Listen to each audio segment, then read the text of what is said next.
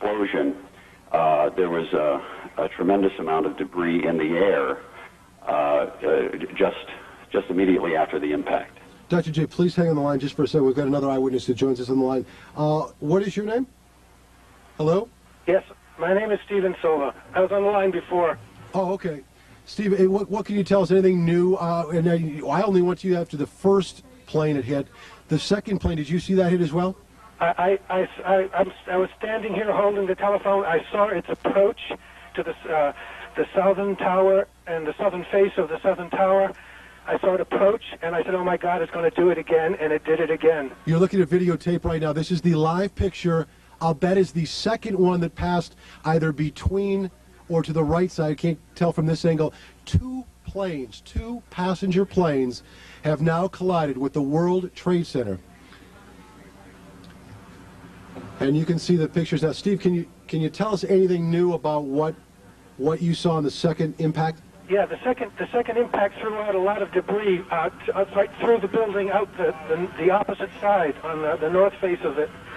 It just threw out all manner of confetti like shrapnel. Okay, and have we got Dr. J still on the line? I'm here, Steve. Dr. J, when you saw now, because I have a very tough vantage point here, looking at the live chopper and live, because I'm sure we're restricted flights. Was the second tower ever involved until the second collision, or was it just one tower to that point? I can't tell right now because from this vantage point, the towers are superimposed on one another, sure. And it's very difficult to tell where the impact was. Steve, you're on the line as well. Was the second tower involved in the first crash at all, or is that... No, I'm sorry. It wasn't at all involved, not in the least. Not in the least. So, I mean, I would pray that folks got out of the second tower just with impending smoke and danger. So perhaps tragedy, at least for the folks that were in the building, certainly not those on board, could have been averted. We certainly don't want to speculate, but we would hope. I can't say, but it was so fast after the first one, it couldn't have been 20 minutes less. It was. I had it on my watch at 18, but of course that's not official or even deemed accurate. It's 9:12 right now. The first plane on my watch made contact at 8:48 in the morning. That was about 24 minutes ago. Within the first crash, 18 minutes later, a second plane went in, and I would imagine we certainly don't want to speculate at this point, but questions immediately arise as to some type of navigational material or electronics that perhaps went awry that would cause two planes within 18 minutes. This is war. There's no question about it. These are deliberate attacks. Well, let's certainly not go there. It's 9:12. We don't know anything more than what we can see right now. Those are flames. Those are smoke. Both twin towers engulfed at the top. One fuselage we thought had exploded after sticking inside one of the twin towers. Then we come to find out after looking at videotape that you have seen here several times that a second plane has hit the other twin tower. Both twin towers in New York City right now fully engulfed from the top floors up, smoke looming. I would certainly hope at some time, folks, we can go to John Del Giorno, because John knows a lot about flight. Okay, I'm just being told that our electronic gear that transports John's voice signal is located at the top of the World Trade Center. So that's going to be a problem getting to John. If John wants to feed us any information through our producer's desk via phone, certainly, John, I could use the help here on your knowledge of flight. Information that we have right now, that is certainly speculation, but it is all that we know, is that two planes have made contact, one with the North Tower, one with the South Tower. We don't know how many people are injured at this point. We know that fire and medical personnel are on the scene. We know that this is probably one of the worst tragedies, certainly, that New York City has seen since perhaps the World Trade Center bombing. We know nothing about whether the people got out of the second tower before the second bit of contact. Dr. J, can you add anything from what you see, sir? All I can say, Steve, is that I can see both. I can see at least one tower billowing smoke. I'm seeing the same images, actually, that you're seeing from the helicopter right now, from Chopper 7. And I I can't add anything more because I can't get a better view than you're getting right now from the helicopter. Okay, if we could even make a plea to, if there is a commercial pilot that is perhaps watching our broadcast at this time that might be able to shed some information on what may have gone wrong, what could have gone wrong, what he might have seen in the second jet contacting the second tower. Of course, pictures aren't available of the first accident, which occurred in the north tower. The second, as I'm told, is in the south tower. You're looking at another live picture from Newscopter 7, debris, flames. I would hope, and certainly you would pray, that during the first contact that the second tower was evacuated so that when contact made with the second plane that went into the second tower, many of the people out of there were out. Eyewitnesses have told Eyewitness News that it looked like a passenger plane, a commercial flight. Okay, we're going to go to a piece of videotape right now, a better angle that you've seen of the second aeroplane hitting the World Trade Center. There is another angle. Actually, we might have seen that one earlier, but you can see the debris spreading, the explosion happening mid-air there after making contact. The fact that part of the plane got through there would suggest that it was not direct impact, but perhaps a wing or part of the fuselage. There's the new pictures. That is a new picture of the smoke billowing from the second explosion. Eyewitnesses tell me, and this of course is not confirmed, that only one tower was involved the first time, and that the second time, the second accident, is when the other tower got involved. You can see debris, much of it flying left, right, looking like eerily similar of a fireworks display. Both towers you look at live now, black smoke billowing. Handed some information right now. The World Trade Center was built to withstand full force impact from a Boeing 727. That's the largest plane in the air at this time.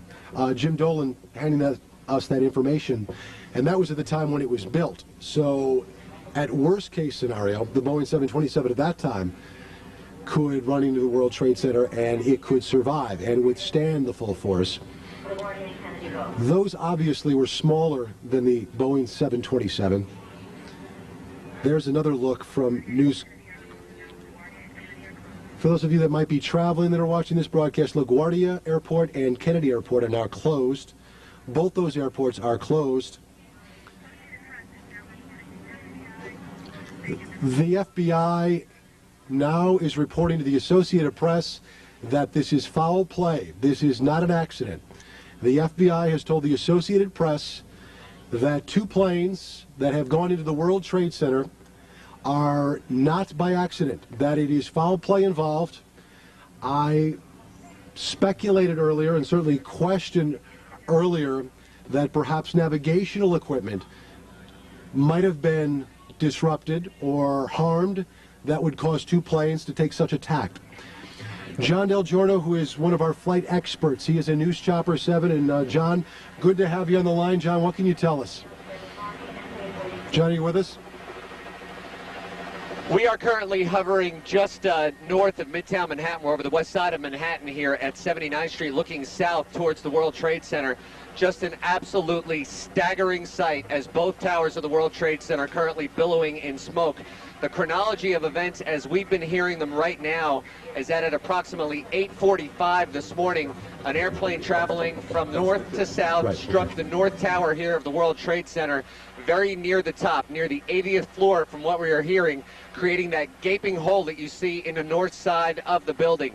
Shortly after that, as the first building was engulfed in flames, we were on our way to the scene and we witnessed a second airplane, from what I believe in my experience to be a Boeing 737, strike the south side of the second tower, the south tower, and that is the second row of flames that you see here.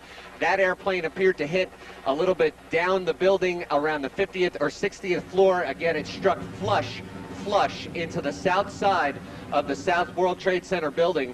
And this is actually here appears to be debris that has passed through the building and is currently on fire. As far as air traffic in the New York metropolitan area, we can tell you what we're hearing from air traffic control is that all operations at the New York airports, being Newark, John F. Kennedy International, and LaGuardia Airport, all air traffic operations has been suspended.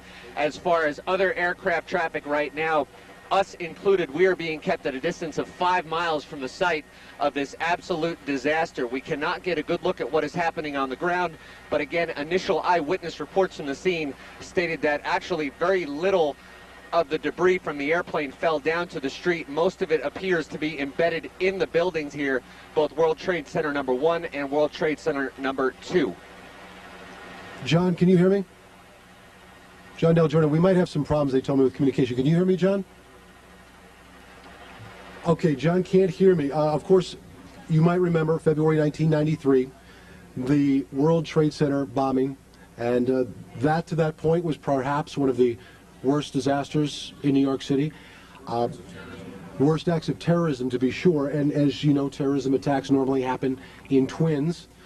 This certainly, as the Coach, and I said, oh my God, it's going to do it again, and it did it again. You're looking at videotape right now. This is the live picture. I'll bet is the second one that passed either between or to the right side. I can't tell from this angle. Two passenger planes have now collided with the World Trade Center. Shrapnel. Okay, and have we got Dr. J still on the line? I'm here, Steve. Dr. J, when you saw, now, because I have a very tough vantage point here looking at the live chopper and live, because I'm sure we're restricted flights. Was the second tower ever involved? Oh, okay. Steve, what can you tell us? Anything new? And I only went to you after the first plane had hit. The second plane, did you see that hit as well? I was standing here holding the telephone. I saw its approach to the southern tower and the southern face of the southern tower. I saw it approach. And you can see the pictures now. Steve, can you tell us anything new about what you saw in the second impact? Yeah, the second impact threw out a lot of debris right through the building, out the opposite side on the north face of it. It just threw out all manner of confetti-like Explosion. There was a tremendous amount of debris in the air just immediately after the impact. Dr. J, please hang on the line just for a second. We've got another eyewitness that joins us on the line. What is your name? Hello? Yes, my name is Steven Silva. I was on the line before.